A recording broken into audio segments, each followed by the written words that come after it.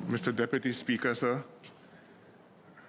I'm responding to Mr. Nispo's question to give my take on this Ridout issue, which we've been debating now 5 hours. I think the focus of the debate has been on values: integrity, propriety, incorruptibility. Ministers in Singapore are paid a clean wage, realistic, competitive, but clean wage. They don't get perks. There's no official house to live in. You get a salary. It's for you to judge what you need it for your lives. Save it, give it away, spend it, put it in a house, travel, whatever.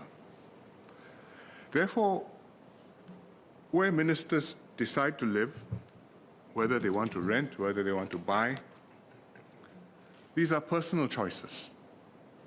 And thus I see nothing wrong with ministers renting properties from SLA, or for that matter from a private landlord, provided it's properly done and all procedures are followed. Therefore, when I heard that two of my ministers, Shanmugam and Balakrishnan, had rented black and white bungalows at Ridout Road, my assessment, without going into it in depth, was that I did not believe there was wrongdoing involved. I had every confidence that my ministers and the SLA officials who dealt with them would have done the right things and handled the rentals properly. However, after SLA's statement on the 12th of May, the issue continued to attract public interest. And so when the two ministers asked me to conduct an investigation independent of their ministries, I decided that notwithstanding my confidence in them and in the system, it would be best for me to task CPIB to conduct a formal investigation and to establish definitively if there was any corruption or wrongdoing. Why CPIB? Because CPIB is independent. It has built up a strong reputation as an anti-corruption outfit. And it has the necessary legal powers guaranteed in the Constitution to carry out a thorough investigation. Everybody in Singapore knows what it means when CPIB invites you to lim kopi.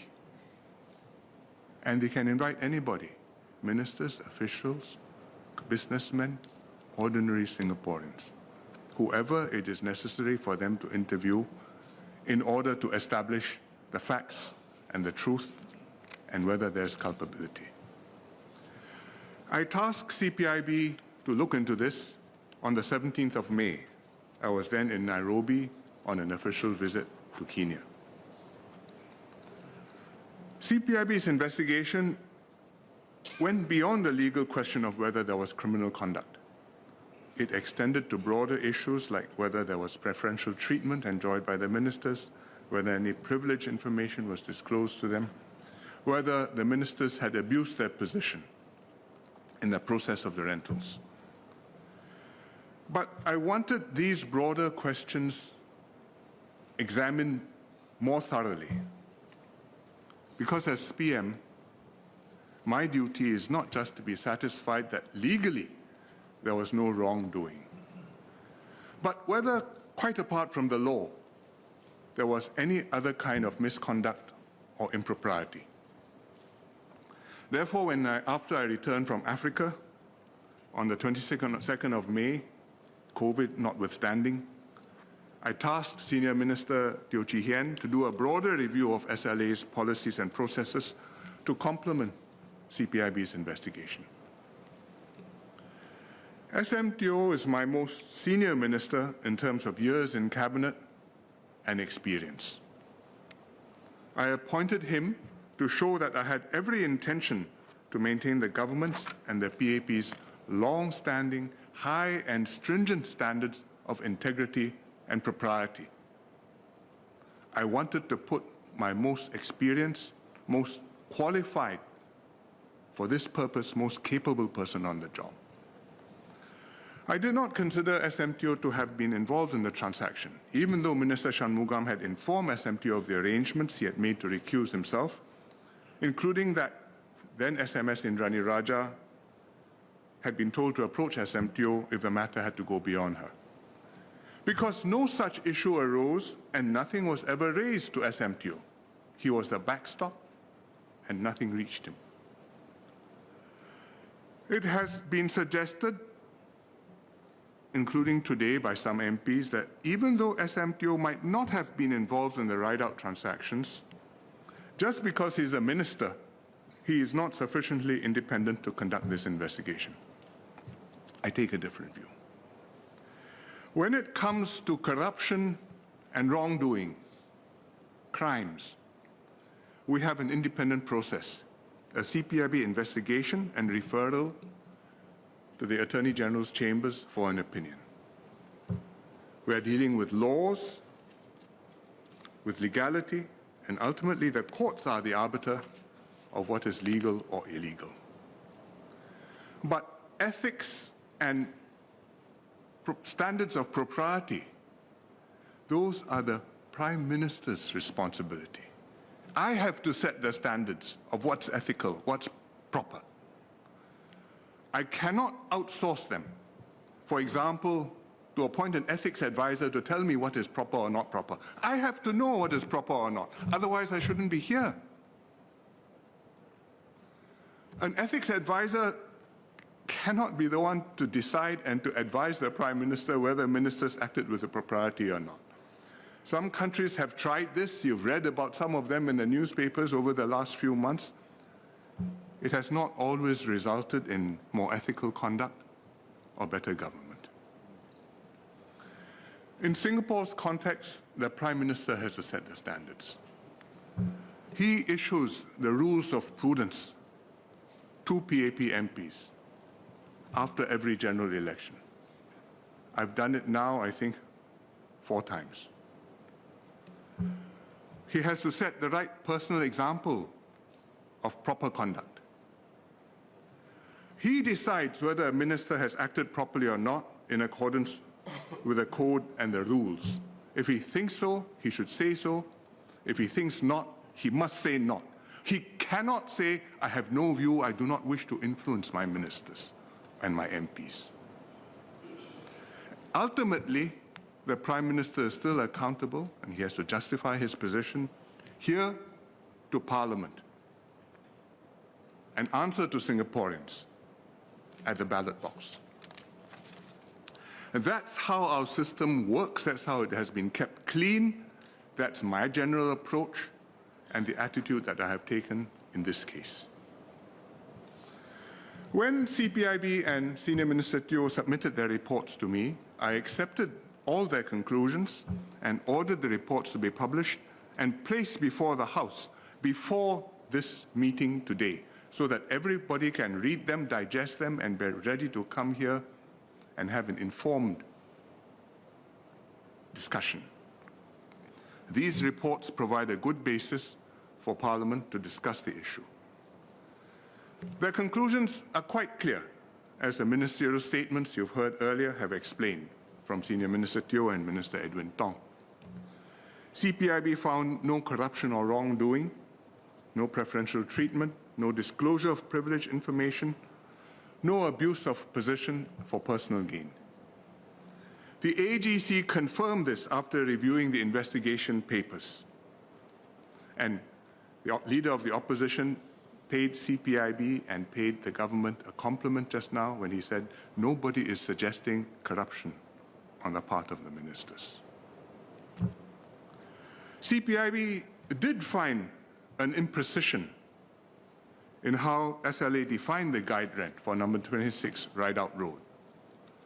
Their report explained this, and CPIB established that this imprecision was not due to any ill intent on the part of the SLA officers, nor was there any evidence of any mala fide abuse of position in the valuation. The imprecision is embarrassing to SLA and the government, particularly as SLA had put out a statement earlier to say that the ministers both paid higher than the guide rents. but that cannot be helped.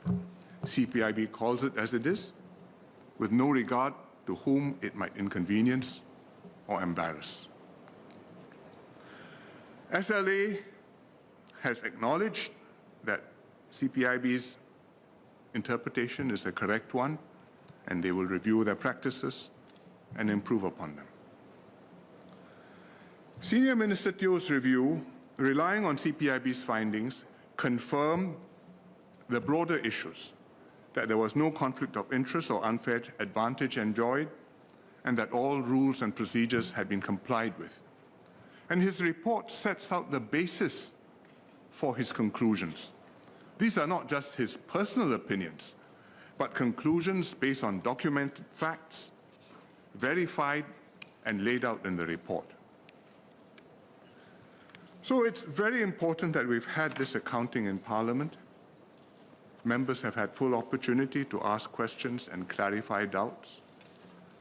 The ministers, Minister Shanmugam and Minister Vivian Balakrishnan, have done nothing wrong, and they retain my full confidence. But this accounting in Parliament is not just to resolve the issue of the rentals on 2 black and white properties in Ridout Road, important as that is. It's also a demonstration of how the PAP is determined to uphold the standards which it has set itself from the beginning in 1959. This government has not and will never tolerate any compromise or departure from the stringent standards of honesty, integrity, and incorruptibility that Singaporeans expect of us. In this case, we've investigated it. The ministers have been cleared. In other cases which come up, we will investigate it, and whichever way the facts fall out, they will be taken to their logical conclusion. This is the foundation, not just for the people's trust in the PAP government, but for the integrity and good functioning of our political system. And this is my commitment and the PAP government's unwavering commitment to Singaporeans. Thank you, Mr. Deputy Speaker.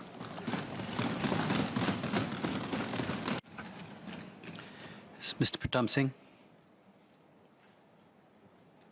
Thank you, Mr. Deputy Speaker. Just a question for the Prime Minister with regard to the scope of the CPIB investigation. Was CPIB tasked to look into the code of conduct of the ministers and whether the ministers acted in accordance to the code?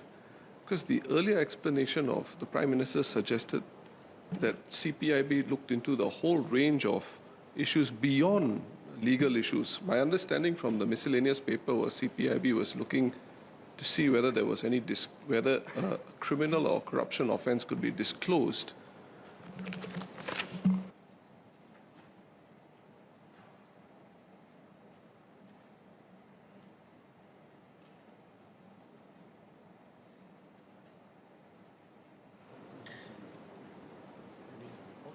Yeah, I have it.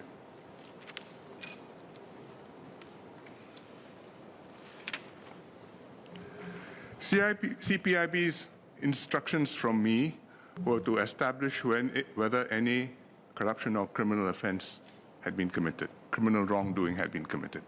You cannot do that without going into all the facts of the case, and in the process of going to the facts of the case, they came to conclusions on preferential treatment, on disclosure of privileged information, on abuse of position. And they put it into their report and in their letter to me, that they had found none of this. They went into it.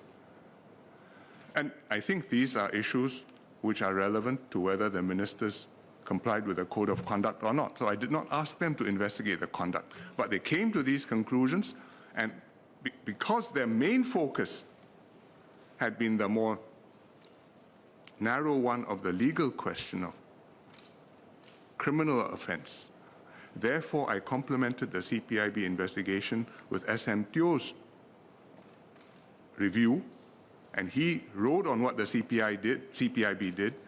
He did further fact-finding and establishment of the policies and of the backgrounds and of the overall way the system operated and SLA operated, and his conclusions are in the report, and they are consistent.